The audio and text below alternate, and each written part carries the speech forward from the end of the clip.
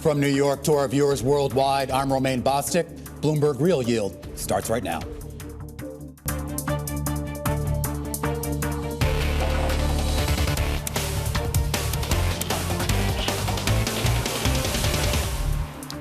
Coming up, the Fed keeps rates steady as Chair Powell flags inflation coming down the pike. But earlier today, Fed Governor Waller had something to say, a dovish tilt with the central bank potentially cutting rates as soon as next month, in his view. And as markets get a reprieve from global tensions, President Trump buying time in the Middle East. But we begin with the big issue, and it's wait and see over at the Fed. The Fed is in this really policy purgatory. I think they're doing the very wise thing, holding on, seeing where things are. It's a committee that expects eventually to be cutting rates, but less so in aggregate than what they thought previously. We're back to quote unquote data dependent. Our base case is this year they're not cutting. They are beginning to worry about the things that are hitting the U.S. economy. We may be underestimating what tariffs and higher oil prices could do to inflation. The key area to focus is on inflation expectations. It's the fiscal side that determines what the shape of the yield curve is, not so much how much the Fed is going to cut. This bill will add more to the debt. Federal Reserve has credibility in the bond market. A higher real term premium is what investors are going to require in order to hold this debt. Long-term yields are likely rising and term premium are likely to be higher. Be a little careful what you wish for here on bond yields. And as the risks pile up here in the U.S., the risk not piling high enough yet for the Fed to move rates. So you are seeing those risks pile up high enough overseas for central banks there to begin cutting rates. We had 18 central banks coming into this week with big Fed rate decisions, at least 4 of them moving to the downside. You see the moves by the Swiss National Bank as well as Norges Bank, and you see the differentials there starting to peel out between where the Fed funds rate is and where central banks are in the rest of the world. This gets to a big question here as to whether investors in the U.S. are worried or whether investors overseas are worried. If you take a look at the next chart, the answer to that might be no and no. The latest tick flows, the amount of buying that we're seeing by foreign buyers of Treasury bills, that actually, believe it or not, is holding the line. A lot of the tariff chaos, the expectations we were going to see a big downdraft in some of that buying. The chart here shows, well, a little bit of a modest pullback, but nothing yet here to rattle global markets. And that gets us back to the policy outlook for the Fed Chair Jay Powell, who is sounding the alarm on inflation as tariffs work their way through the economy, and maybe that could change the dynamics. We have to be forward-looking, and the thing that every forecaster, every outside forecaster, and the Fed is saying is that we expect a meaningful amount of inflation to arrive in coming months, and we have to take that into account. So I think a backward-looking look would lead you to a neutral stance. Joining us now around the table is Stephen Brown, CIO of Fixed Income at Guggenheim, and Ed Al-Hussainy, Global Rate Strategist at Columbia Threadneedle. And I'll start with you, Ed, here. No one was really expecting any meaningful fireworks out of this Fed meeting. But I am curious, when you think about what he didn't say or what they didn't do today, did that actually send a broader signal? Largely, the Fed is reaffirming the messages they've given us in the first 6 months of this year. I think what they didn't say is really articulating a path towards higher rates. And I think that's really important, right? That underscores the fact that the next move is going to be a cut. And that really is a departure from where we were at the beginning of the year.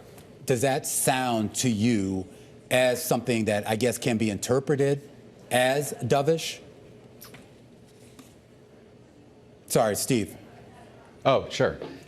Yes, it does. I mean, as Ed said, they've been signaling basically to ignore the inflation data for now because it's either a lagging indicator or has the potential to change. The one thing that could make the Fed move quicker would be a weakening of the labor market. But as Ed said, the important thing to note as bond investors and credit investors is the next move is still going to be lower rates. I am curious, Steve, when we talk about this idea of the next move, and if it is lower, and you have a market that, at least right now, seems to be relatively in sync with what's on that dot plot and what's being communicated. But when you hear comments by Governor Waller a little bit earlier on CNBC, this idea here that there are some members of the Fed that do appear to maybe want to move a little bit sooner than what was telegraphed out of the Jay Powell press conference, is that something that investors should at least maybe be more mindful of? I think so, and as you let off the show, there's going to be more speaking post the Fed meeting in the coming weeks. they've done a very good job of communicating to the market well in advance of essentially telegraphing what they're going to do at each meeting. So that probably won't change much for July, but really how we're thinking about it is September is very much on the table and is really a live meeting. By then you will have had more of a read through on the inflation data and the tariff impact or not. You'll have a few more months of employment data. And then importantly, that'll give the Fed the potential to actually act on data rather than choosing to look through it as they are for now. So, Ed, this gets us into that parlor game. And when we start talking about inflation, whether it's going to appear, if it does appear, whether it's going to be transitory, we've kind of been there before. What evidence is there that the impact from tariffs and some of the other policy decisions out of Washington are going to have a meaningful impact on the economy, at least meaningful enough that it would require some sort of Fed action? Yeah, I mean, I think the good news from the Fed's perspective is that the labor market right now is a big dampener. It dampens out the effect of the tariffs, and look, we're in the early stages of that. And it's likely to dampen out the stimulative effect of the tax policy changes that are in the pipeline as well. And that really goes back to how different the environment is today versus where we were in 2022 when the labor market was an accelerant. It broadened out the inflation story. It made it a lot more persistent. Those factors aren't in play today. And I think that keeps alive the possibility that the Fed's going to cut as early as this year. There was something interesting Powell said at the press conference about the labor market, Ed. He basically said, look, if you are out of a job right now, you're probably having a rough time finding one. But if you have a job, at least in Jay Powell's view, there aren't really mass layoffs. There isn't any material risk at the moment that you're going to lose that job. Is that a healthy labor market?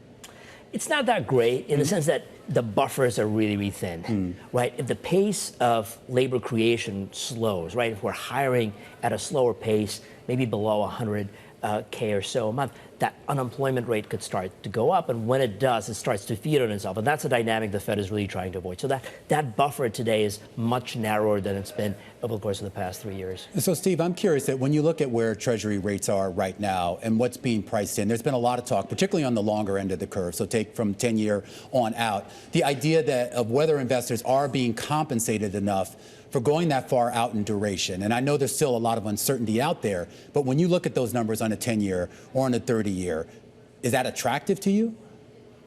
The 10-year is relatively attractive here, closer to 4.5%. I think you're going to continue to see more volatility and higher term premia expected by the market further out the curve.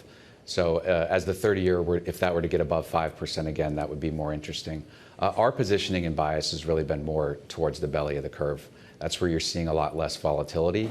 And with a relatively flat yield curve still, and with the direction for short-term interest rates likely lower and potentially meaningfully lower, that's more of a sweet spot for us when it comes to interest rate positioning. Ed, do you feel the same way? Yeah, I think we're in the same boat. And largely, when you think about the longer end of the curve, we're looking for circuit breakers. And there's sort of two on the horizon. One is a more meaningful weakening in the labor market. The second piece is the Treasury changing the dynamics around supply.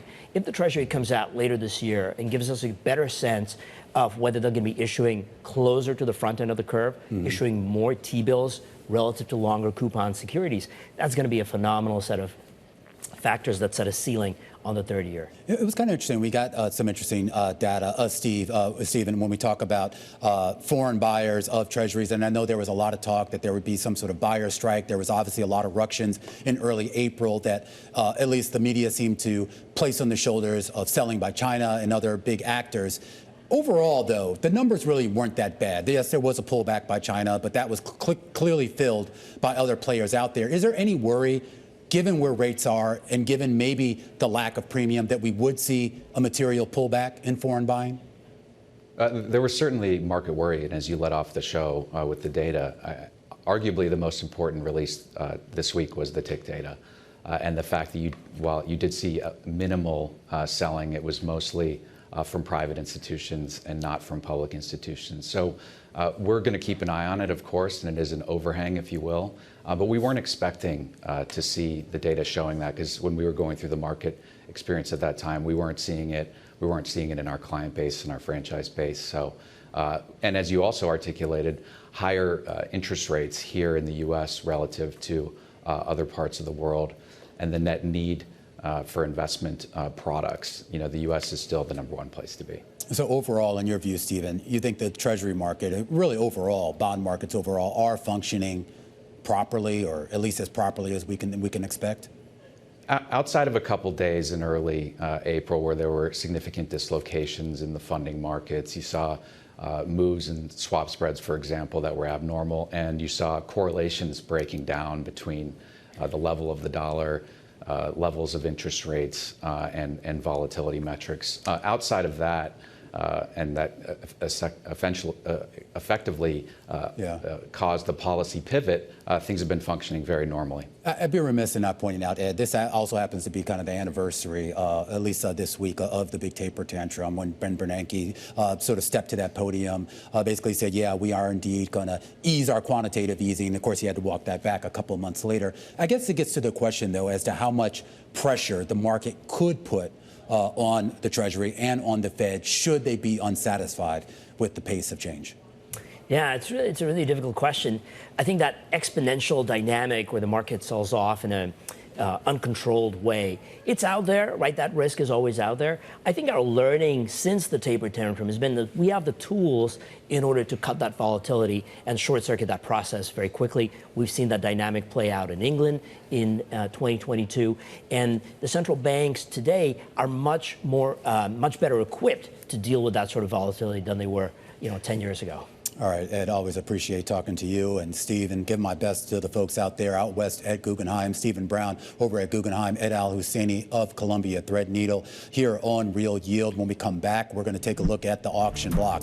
Elon Musk and his AI startup with a $5 billion debt offering that needs to be sweetened for investors. This is the Real Yield on Bloomberg.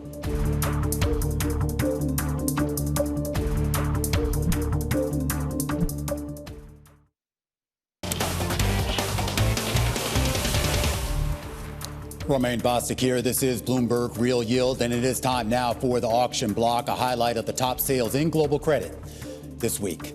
It was a lighter week for U.S. investment grade due to the Fed meeting and the U.S. holiday. Hyundai, United Health, Enbridge had some of the top deals out there, driving volume to about $18 billion. Looking closer at United Health, it sold $3 billion in its first sale since several issues hit the company. The 4-part debt offering featured a 30-year security. Even with this deal, overall IG sales for June, though, are still running behind expectations. And a big deal that has drawn big attention is xAI, Elon Musk's startup, currently trying to raise $9.3 billion in debt and equity. It's an offer, and it's now offering investors sweeter pricing on the $5 billion debt part of that fundraising. This comes as Bloomberg News reports that xAI is burning through about $1 billion a month. Now, when it comes to credit, Goldman Sachs' Lotfi Karuri says spreads have recovered from the tariff stress. We're sort of back to square one a little bit, but if you look at thematically, the credit universe, spreads are sort of back to where they were at the beginning of the end, which is sort of uninspiring from a valuation standpoint. And so we like being down in quality, not because we expect spreads to overshoot valuation constraints, but really because we think it's worth grabbing that excess carry. So double B bonds over triple B bonds, single B bonds over double B bonds, et cetera. As a source of excess carry, yes, but not as a bet for further compression. And picking up on that conversation, joining the roundtable right now is Sonali Pier, portfolio manager of multi-sector credit at Pimco, and Meghan Robson, head of U.S. credit strategy at BNP Paribas. And Meghan, I'll start with you. We saw yields, I guess, I don't know if you could exactly call that a blowout. They certainly widened, and then they narrowed. And I guess the question is it all over? Are we all good? So from here, we're actually expecting spreads to widen out over the summer. So we think that growth data will slow over the summer. We've been insulated in credit from data that we don't think really reflects the post-tariff reality. We've gotten some softening in the data. If you look at retail sales, industrial production, but our thesis is that has some room to run over the summer. At the same time, we're expecting the Fed to remain on hold. That's been our call since December. We're sticking with it. So that combination, slower data and inflation, should cause spreads to widen in our view. Sonali, do you feel the same way? I think here we're focused actually on high quality fixed income, in large part because there is a lot of uncertainty out there, whether it's the tariffs, whether it's the one big beautiful bill. There's a lot of uncertainty, and as a result, we want to maintain that flexibility and liquidity in the portfolio to be able to be on offense, should we get that spread widening and or just heightened volatility in the days to come. And so, more focused on investment grade, agency mortgages, securitized credit, just really to be able to pivot when we see a better opportunity in credit spreads. There's been a lot of talk, Sonali, about this idea that even with the credit spreads coming back a bit, there are just all these catalysts out there, or potential catalysts, I should say, that could lead to greater widening. Of those risks out there, what is the biggest one that you're keeping an eye on? I think that's exactly this environment, right? There's not just one big risk, right? Whether it's, after July 9th, what the tariff policy will evolve to, what deals we'll hear until then. When we look at the tax bill, when we look at monetary policy, there geopolitical risk, there's a lot of mounting risks, and the market has been digesting these quite readily so far. And I think a lot of that has to do with the high starting level of yields, right? That can produce a fair amount of income. And from a risk-adjusted perspective, fixed income is looking quite attractive, right? Where you have downside protection and a decent starting yield. And that's, I think, part of why, with all these mounting risks, fixed income is held in pretty well. And, in fact, most areas of fixed income have seen positive year-to-date returns as a result. Absolutely. And Meghan, I'm curious about that. I mean, it's actually been a pretty phenomenal start to the year for most fixed income corners of the fixed income market. And a lot of that has to do, I would think, with the chase for yield, or at least maybe that differential between what you can get in fixed income relative to what people could think they're getting more riskier assets. Yeah, exactly. I think that so far this year, we have seen that correlation favor credit. So rates higher, spreads tighter. We have seen yield buyers really support credit markets. All that said, we are getting close to that precipice in yields, which we think is around a 2.3% on the 10-year break-even inflation. Mm-hmm. If we rise above that, then the yield dynamic starts to be more challenging for credit. We could see investors start to worry that inflation expectations are becoming unhinged, the Fed is on hold. And so I think that, yes, the yield buying dynamic is firmly in place now, but there's certainly risks to that ahead. When you look at the investment grade space, I mean, there's been a lot of talk about how some people are reticent to extend duration in the Treasury market. When it comes to corporates, and I'm talking about high quality corporates, what is the duration appetite right now? So our duration appetite, we like shortening duration. Mm-hmm. We like the belly of the curve in investment grade. So 5 to 7 year IG. We think heading into the summer, we're expecting supply to slow. So we've seen a lot of issuance in that part of the curve, but expecting that to slow down as we head into the summer. And then you're sort of insulated from a lot of the risks you were just talking about in the previous segment with long dated treasuries. And so that's a place we like to be in right now. I am curious, Sonali, if there is a case to be made at all selectively in the high yield space right now. Yeah, absolutely. There's selective opportunities. Dispersion's picked up because of this volatility, and so there's opportunities. But active management is critical as we go lower in quality. I don't think it's an opportunity just to buy low quality credit and increase yields. I think what the opportunity is to do the granular work. Areas that we find attractive are more insulated from tariffs and/or have a catalyst to improve credit quality, have resilient cash flows. Areas we're avoiding, like retail, or just even call it more concerned about. There's obviously a price and a structure, but autos as well, as they're going to be more directly hit from tariff policy, but also, have low multiples, low margins. And so, even if inflation were to pick up or, we're starting to look at unemployment, potentially becoming a problem, then all these areas would be more challenged than others. I am curious, Meghan, when we talk about the high yield space and pockets of opportunity there, particularly given that you did see yields widen a little bit greater there. And then I guess when people did not see the tariffs materialize, at least to the extent that they thought, you saw some of that snap back. Where's the opportunity? We think it's in single B high yield. Okay. So in terms of the rally, I think single B's is a place that has lagged that rally. Spreads are still a bit dislocated in certain parts, and we're comfortable with the credit quality there. So single B's have been very front-loaded in terms of addressing maturities, refinancing. Last quarter, single B fundamentals were quite solid. So that's a place where we think there's still an opportunity for some compression ahead. Are you willing to make any large wholesale bets on the health of the consumer at this stage?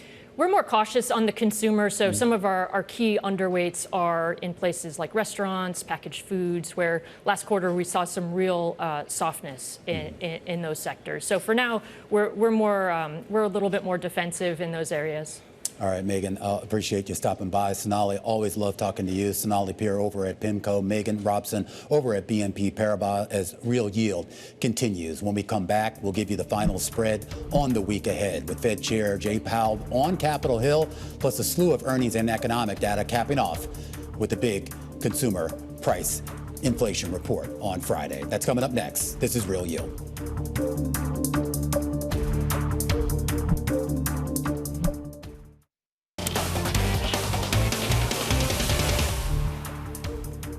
Romain Basak here with the Real Yield right here on Bloomberg, and it's time now for the final spread. The week ahead, here's what's coming up, and here's what the markets have their eye on. On Monday, all eyes on EU foreign ministers, a big meeting amongst those cohorts on the same day that we get some Fed speak back here in the U.S.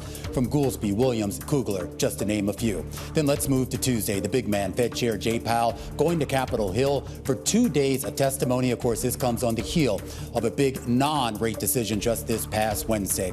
We're also going to get a lot of earnings, a read on the economy, FedEx and Carnival, two of the big names on Tuesday to watch. And then we turn to Wednesday. New home sales are going to be the data on that particular day. And of course, day 2 of Powell on Capitol Hill. And then Thursday, things get a little bit interesting. We get a revision of the latest GDP data out of the U.S. here. And we're going to get earnings that will give us a broader read on economic conditions, including from two big folks in the retail space. That includes Nike and that includes Walgreens, two companies that have been dealing with a lot of their own idiosyncratic issues, but two companies that could provide a big read-through on where we stand with the economy. And then on Friday, we get the hard data, the PCE inflation data. That includes personal consumption, personal expenditures, and of course, the big inflation data in that report, the inflation data that the Fed pays closest attention to. A read on the consumer sentiment also happening on that day, and that could bring the market to a halt. And that is my final thought as we look ahead to that PCE inflation data. Estimates calling for the core gauge to edge up slightly from last month, as well as year over year. The impact of tariffs, well, that's expected to be somewhat offset by disinflationary services categories. That does it for me, Romain Basak, here on Real Yield from New York. This is Bloomberg.